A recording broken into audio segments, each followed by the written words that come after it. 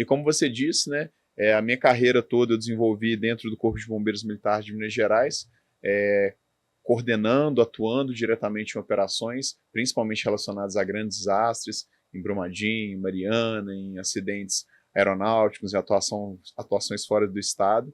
E agora estou lá no parlamento, lutando também por essa bandeira de desastres. Então, a gente legislando, a gente sabe que quando a gente fala de política pública relacionada a desastre, a proteção e defesa civil, falta muito orçamento, falta continuidade nas políticas públicas, e o nosso grande desafio é justamente levar essa indignação que muitas vezes a gente tem, que eu tinha, que tem até hoje, para a gente poder fazer transformações no campo legislativo, conseguir proteger e principalmente salvar mais vidas. Não, muito bacana você estar falando, e você terminou falando a palavra certa, né? Salvar mais vidas, que eu acho que é o intuito de todos os profissionais que atuam na área de prevenção, na área de defesa civil, na área de engenharia também, né?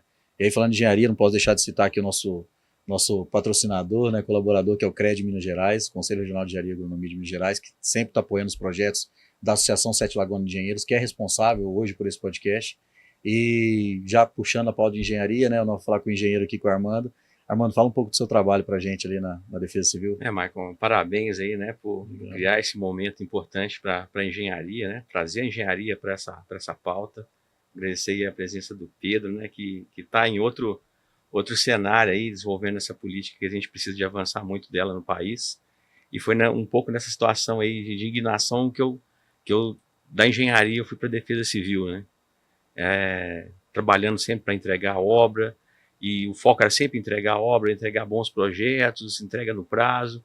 E um dia eu entendi que a satisfação maior era a hora que você entrega para a comunidade uma intervenção que vai fazer diferença na vida dela. E em função disso eu percebi que assim, que tinha um vazio muito grande, né, em ter a defesa civil e a engenharia nesse campo de atuação, como uma política pública mesmo consolidada. E daí eu fui para a Defesa Civil de Nova Lima, onde eu sou coordenador hoje, e lá a gente desenvolve localmente tudo isso que o Pedro falou, né? A gente implanta, a gente faz com que a Política Nacional de Proteção e Defesa Civil seja aplicada a nível municipal, né? Essa é a minha função hoje lá, de implantar essa política a nível local. Bacana. E como que é na prática esse trabalho de engenharia e defesa civil, assim?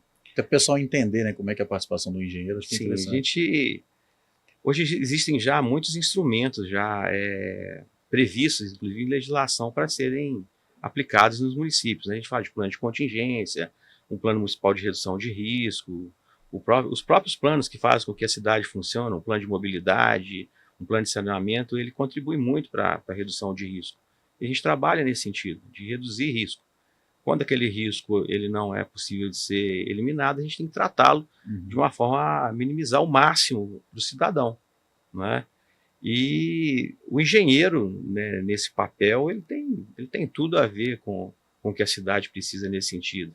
Desde o início lá da engenharia, né, nos bancos lá de formação, a gente estuda, né, disciplinas de concreto, de mecânica dos solos, mecânicas das rochas, é a aplicação da ciência mesmo, aplicação técnica, para você entregar obras, entregar intervenções que façam diferença mesmo.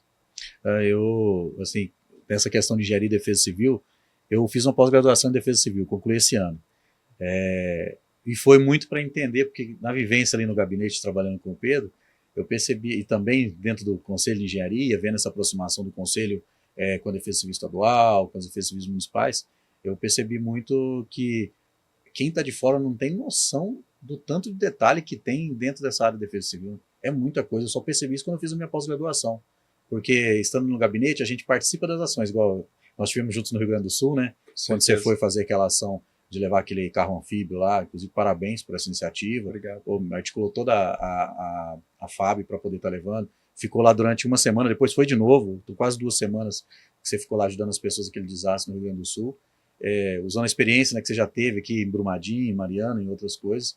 E lá eu percebi a atuação mesmo, mão na massa mesmo. Mas depois do desastre, né? E ali dentro do gabinete eu via que sempre essa cultura que você falava de prevenção e tal, e vendo na engenharia também o quanto que os engenheiros foram importantes lá também no Rio Grande do Sul, o próprio CREA mandou equipes daqui, quando acontece aqui também em Minas Gerais, mas assim, os nuances, os detalhes, eu fui entender quando eu fiz a pós-graduação, porque é muito detalhe que tem envolvido ali. Tem questão de voluntariado, tem questão de mobilização de pessoas, quando acontece um desastre, para prevenção do desastre tem análise geológica, tem a questão que vocês vão acabar falando aqui mais específico, porque assim, eu sou um aluno, né? Eu formei, mas eu não tenho conhecimento prático da área, não. Então, é até bom a gente estar fazendo isso para esclarecer um pouco para as pessoas que assim, não é um trabalho onde qualquer um pode chegar e se tornar um agente de defesa civil. É necessário uma preparação, porque está mexendo com vidas, né?